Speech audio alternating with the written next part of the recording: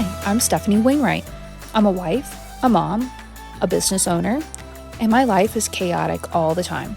So I created this podcast to help you find the funny, the good, while navigating through the chaos. This is Chaotic Compass Podcast. Okay, so episode 4. We are episode 4, guys. I have to keep track now, and there are so many episodes. Yay! This episode, I'm going to talk about kids. Okay, so we have so many kids. I have 2, and he has 2. We have Kylie, who's mine, who's 12. We have Gary, who's his, is 10. We have Liam, who's 8, who's mine. And then we have Isla, who will be 7 this weekend. 12, 10, 8, 7. So many children. But it's great. Brian and I have been together for 5 years now. So, they were really little when we first got together. Isla, she wasn't even 2 yet. So, so little. The youngest Isla was not even 2 when we first started dating. But yeah, they have been great. As far as their dynamics, it's interesting. So, the only time we really have a lot of, as far as the dynamics with the kids, is with Gary, who is 10, which is the oldest for Ryan's kids. And then my oldest, who's, Kylie, who's 12, they butt heads a lot. They get in more tiffs because they're alphas. And so it's Kylie she wants everybody to follow what she's doing. She's a great leader, but as far as when people don't want to do what she wants them to do, she has a hard time with that. So it's been kind of interesting to see her figuring out, not everybody's going to listen to you all the time. And then you have Liam. Liam is my lamb. He is very much the follower. He's the people pleaser. He is the epitome of a middle child. And it's interesting to see because he's the youngest with Kylie and Liam, but he's the middle child with all of the kids, and he's really taken on that middle child syndrome. But when he is with other kids in his classroom, he is a great leader, which is interesting to hear about when his teachers tell us that. And so he's my lamb at home, but he is a leader in the classroom. But he's a great leader because he has that people pleaser attitude, which is crazy to hear, because I don't get to really see that side of him. And then there's Isla. So we have 2 alphas, a lamb, and then there's Isla. She is our very independent, very strong-willed. The words aren't even there to describe what our youngest is, but she is just beats to her own drum for sure. But the dynamic of all of them, for the most part, they get along great. They actually can play together, they can socialize together. There isn't this hostility, and I think that's because, we kind of really, started this, this relationship between my husband and I when the kids were a lot younger, because my daughter was almost 7 when Ryan and I first started dating. Anyways, the exact timing, but that was, so she was excited to have, more family members, is kind of how she saw it as. And she always wanted a little sister. My sister is actually pregnant, and she's having a little boy. My daughter Kylie was super disappointed that it wasn't a girl, because my daughter Kylie, she has Liam, which is her brother, and then Gary, who's her stepbrother, and then her dad has another son, so she has another half brother, Landon. So she has a lot of brothers in her life, and she was really hoping for another girl in the family. So she was excited when, Kylie had gotten to meet Isla and realize the relationship, the dynamic of Isla being a part of our family. She was really excited about that. The age gap at that time was a little hard, because Kylie was looking for somebody to more like Liam to follow, and Isla was then, she was not even 2, and so anyways, and she still kind of kept that mentality of I'm gonna do what I want. So, but now it's interesting to see Kylie 12 and Isla almost 7 be in this relationship now of they're into the same shows, weird shows on Netflix, and they can talk and socialize about it, and they have their quirky little jokes about the show, and they have their own little world. So it's really kind of cool to see. Being that, all that said, the chaos that is always when we have all of the children. So Ryan and I joke all the time that we are part-time parents, because we don't have all 4 of them all the time, which it sucks, and it really, really is hard. But it's definitely, something that we struggle with, but it's we do what we can. So I have my kids half the time, and Ryan gets his kids every other weekend, but we have all of the kids on the same weekend, and then we have a weekend where we don't have any kids. So it kind of is this even flow of in and out in this house. But the chaos when they all are on the same schedule and they're here, Fridays around here are pizza nights, okay? Because it's just, I order pizza, and because the complete chaos, as soon as Gary and I get here and everybody is here, the level of loudness, the level of just volume in this house, it increases exponentially because everybody is just so excited that we're here. I don't know if that's a thing, like a normal Friday thing for everybody. Well, around here it's just exponential, and I have a hard time with it sometimes. It's just a lot. So I have a lot of reasons why I drink, and this is one of them because of the level of loudness in this house. So today I am drinking. So this is a weird one. My husband had picked this up from, I don't remember where, like Total Wine or something. Picked this up.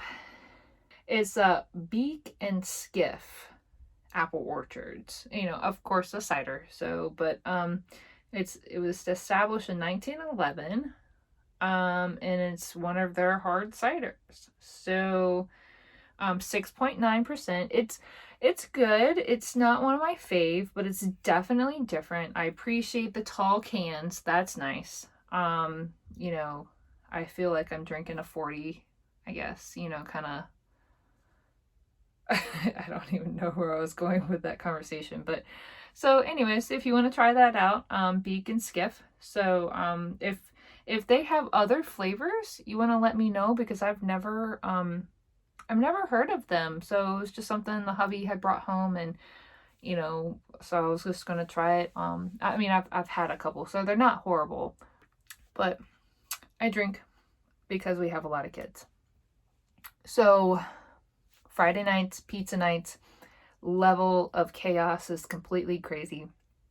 In the summer, I try to just push them outside. Like we actually had this past weekend with all the kids, we had an actual nice warm day. It was, and for the past like 3 months, every time we've had the kids, it's been raining and it's been horrible, and cold and windy and just brutal, or it's been snowing, and it's just, winter is not my favorite, obviously. But so we we have not had the chance to get these kids outside.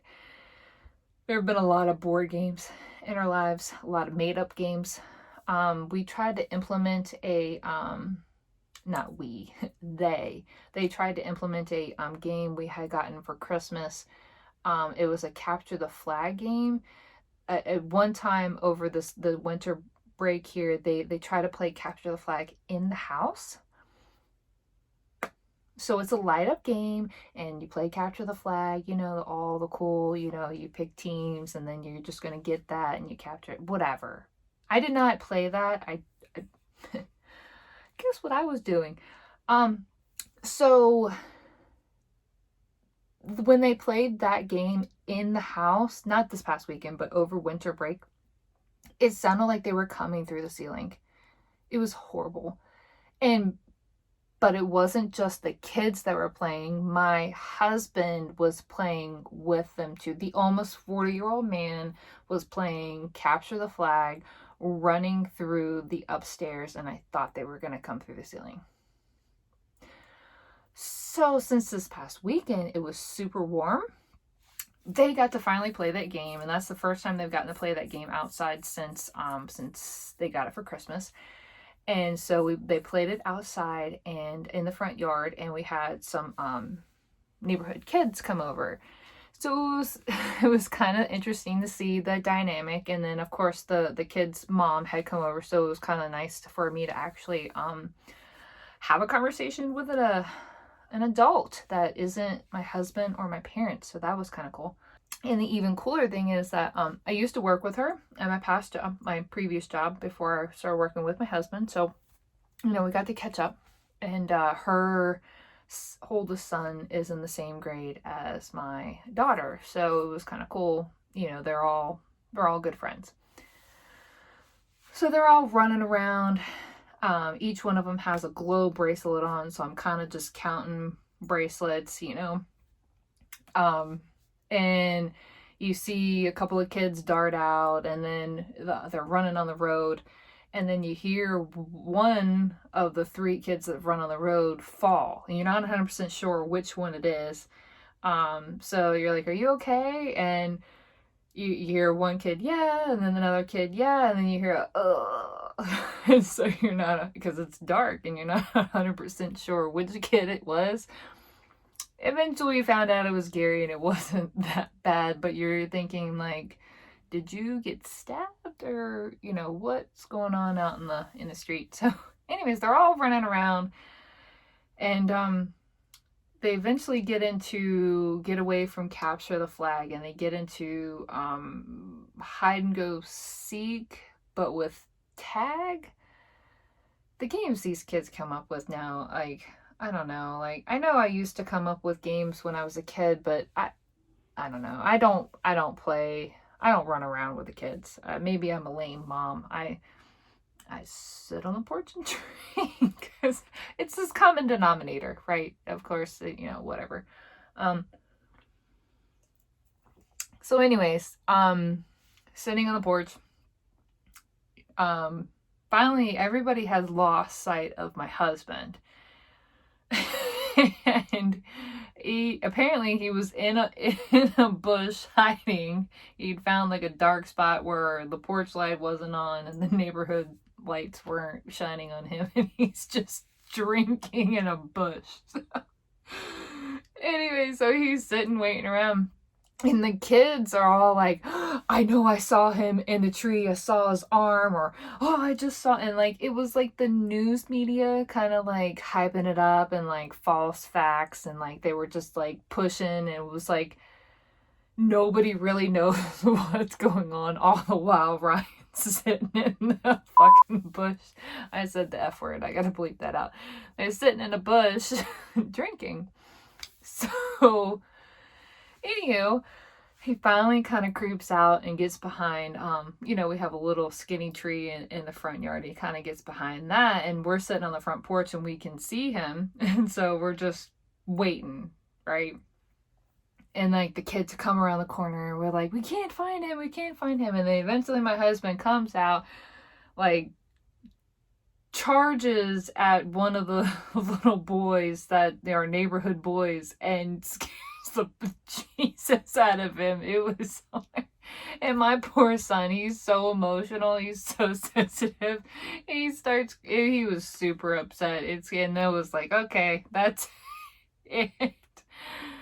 But it was so nice to sit out on the front porch and it, not be freaking freezing and to socialize with other adults and to watch the kids play. It was great. And they actually slept in. Like, my husband's kids are not sleeper earners. It's like, as soon as the sun's up, they're up, like Elsa or Anna or whichever one. And it's like, every time I had to implement, it was so bad. They were getting up at like 6 and like waking everybody else up. And it was like, it didn't matter what time they went to bed at too, which was the bad thing. So I had to implement, like, this is a rule now in our house. You cannot get up out of your bed until 7 o'clock. And we make sure that there is a clock, and we've taught the little one, I mean, she's 7 now, but we taught the little one how to read a clock, like a digital clock, not a real, but like, this is the time, and now we've got a dry erase board, and like, you can't get up before 7. And then once you get up, you have to make your bed, you have to brush your hair, you have to put deodorant on, and you have to get dressed. And then you can play on electronics, because it was a habit of, it's 6 o'clock, I'm coming downstairs, I'm cranking up the Fortnite, it's loud as hell, and I hadn't had a cuppy? Like bubble guppies? I hadn't had a cup of coffee yet, and so we're starting this Saturday morning off with crap. And so I'm already in a bad mood, and it's like, yay, how do we turn this around? But no, I've implemented the 7 o'clock rule, and that was, that's worked out really great. But when, this past weekend, when I let them stay up sometimes later, and especially like, because my ex coworker, her sons will play Fortnite with my kids, and I'll let them stay up later, and it's like, but we have to compromise. If you want to stay up later, you got to sleep in. So it's like, okay, 7:30, okay, 8 o'clock. Well, they actually all slept in till, almost 8 o'clock on Saturday, and then Sunday was time change, and so it was like, wow, this is nice. But anyway, so, the craziness of the weekends. And then I don't get a break from my oldest now. So it was in the beginning when we started coronavirus, it was like every other day she was with me. And then the day she wasn't with me, she was with her dad. Her dad was able to work from home. And I was kind of working from home, and then I was in the office. And then her dad switched to, well, every 2 days I'm in the office, and then I have 1 day off. And then it was like, okay, I'm in the office full time, and so Kylie was with me, which is, it's cool and all. And she actually is, really self-sufficient. She wants, she does her work and she keeps to herself, like 90% of the time, 95% of the time. Some days she'll get done with classes, like, especially if she has a substitute teacher, she'll get done with class like super early. Like, it was the other morning, she clocks in.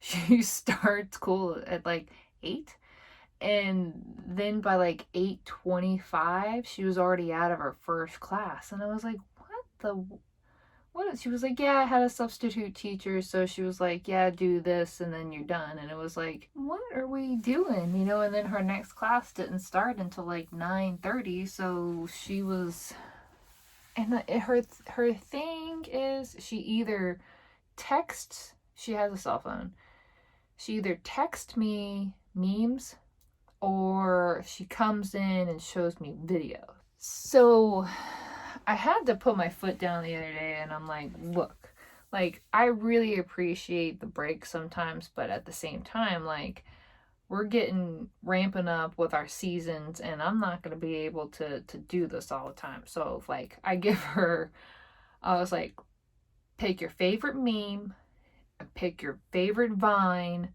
or whatever they call it now, and that's it. Like one of each. No, I haven't really said that, but I'm thinking about saying that. And it's like, because she'll constantly come in, and it's a nice break, but like, gosh dang it, like I've got stuff I've got to do. Like I'm actually, just because I'm at the house doesn't mean that I'm not doing anything. And then like this morning, I guess Fortnite released a new season, or a new, what, I don't even know, what, something new is the big buzz in our family.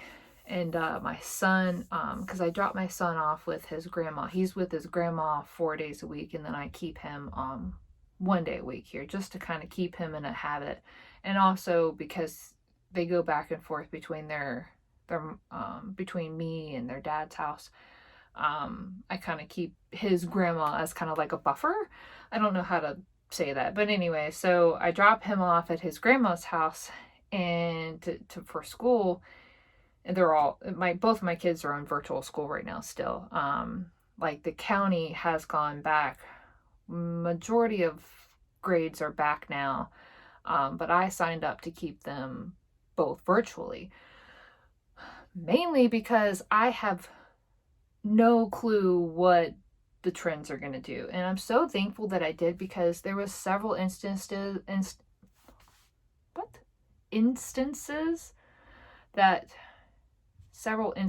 where the school that, especially that my son goes to, they would have a outbreak, and then they would have to shut the school down for like a week.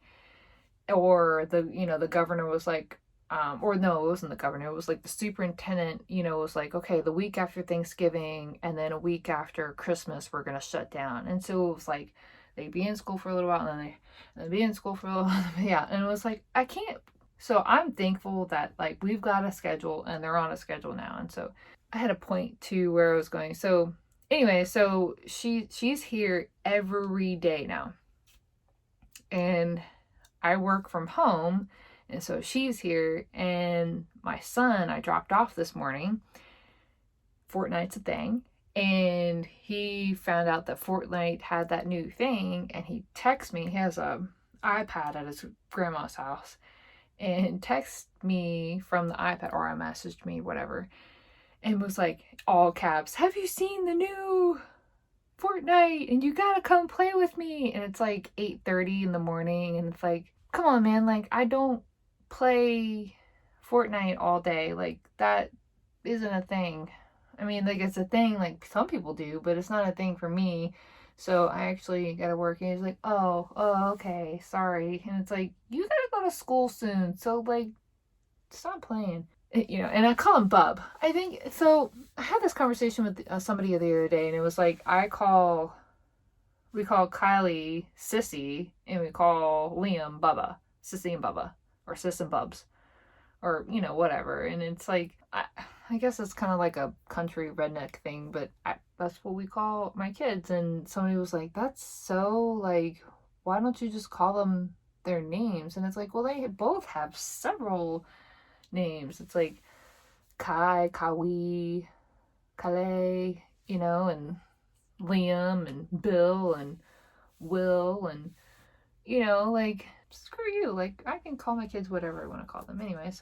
So on Thursdays, I have both kids in the house. Okay. And on Thursdays in Liam's class, they do Find It Fast Thursdays. Ooh, this is like another level of hell, I'm pretty sure. My poor son has wicked anxiety like I do. And so when his teacher is like, find this, and he has to go find it super fast, and he's like, and he freezes because he can't process that very quickly. And so we both have anxiety about Find It Fast Thursdays. So the other day, it was actually around Thanksgiving, he was like, find it fast. And he was supposed to go find something like a vegetable.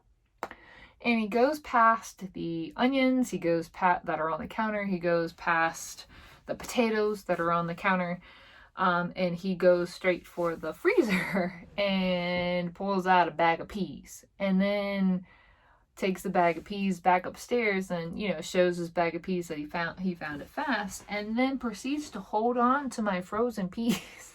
It's like, you gotta put those back. And he's just like playing with the bag of peas. It's like, I mean, do those things actually go bad? Like, could he have just, was I being, irrational and a bad mom, and he could have just played with the peas and wouldn't have harmed the peas? I mean, it wasn't like he was opening the bag and playing with them. I mean, it was in the frozen. But yeah, the Find It Fast reminds me of, I don't know if you guys remember this game, Perfection, where you have all like these little pieces in the game where you have to put the timer on and you have to match the pieces. And then if you don't match, well, I mean, even if you do match all the pieces, it's still, at the end of the timer, it still pops up and all the pieces go flying. Who invented this crap? Like, it's like 52 card pickup, like for kids. It's like, what the? So when I was a kid, my grandma had gotten this game for my sister and I, but I couldn't push it. You have to push the little like game board down to set it, and then turn the timer on, and that was what popped out when it was done. Like, I wouldn't push the game board down. I would just keep it up, and so we would keep track with the timer. But even that would give me anxiety. I mean, eventually, like, I got good enough to where I could put all the pieces in, but ironically, I had asked for, from my husband's mom, from my mother-in-law, for Christmas, games for all of us to play. Because we're always looking for different board games, especially since it's been raining for the past 3 months. So, like monsoon season. She ironically had gotten, she got us like a set of dominoes, which was cool. We don't have that game yet, and then, which I don't even know how to play. But she had gotten Perfection. It wasn't like the big one. It was like a little one. And I was like, oh, like my heart's like racing. I instantly have anxiety towards it. And it's like, great. Mommy's like, I'm like, oh God, no. Like, not that game. But but the kids love it. It's a competition always. There's never any, well, except for Liam. Liam is not competitive.